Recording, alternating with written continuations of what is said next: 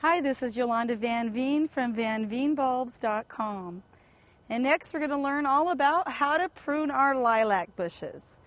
Now, as you can see, this lilac bush has not been pruned for many, many years. It's on the border with my neighbor's, and she doesn't really see it from her side, and I've never done anything to it. So it's kind of overgrown, and it's not looking that great. It's not been watered, it's not been maintained, but it's still alive. That's the glory of lilacs.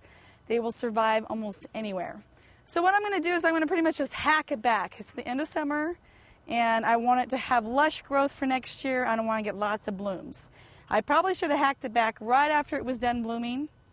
But, you know, as in anything else in gardening, do it when you get to it, because life is not about rules.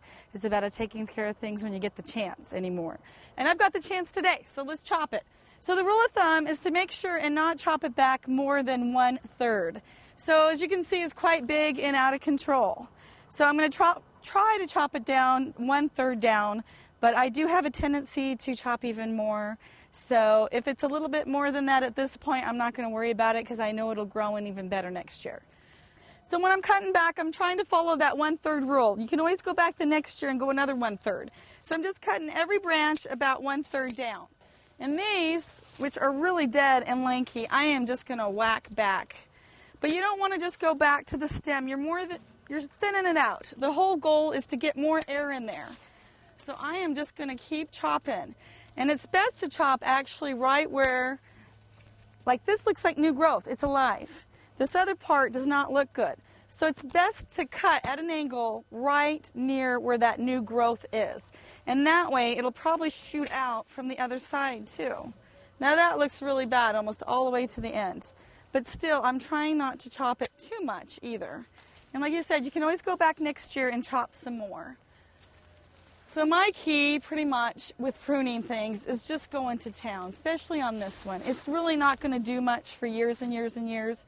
Look I see some new growth right there, and I see some new growth right here. It's actually still alive, believe it or not. So I am just going to cut right above that line. And of course, this is a pretty old tree, so it's not cutting very well. So you just kind of keep working at it. Probably could have sharper tools as well, but this seems to be working. And so, yeah, it's not going to look like much this year. I understand that. But, you know, it'll probably die eventually. It's not getting much water. And I bet if I keep whacking this, it'll look good for next year. So just keep going through the whole thing and pretty much just try to keep, like we said, some new growth. And over here, there's more, too. And as you can see, I'm just going to whack this baby back.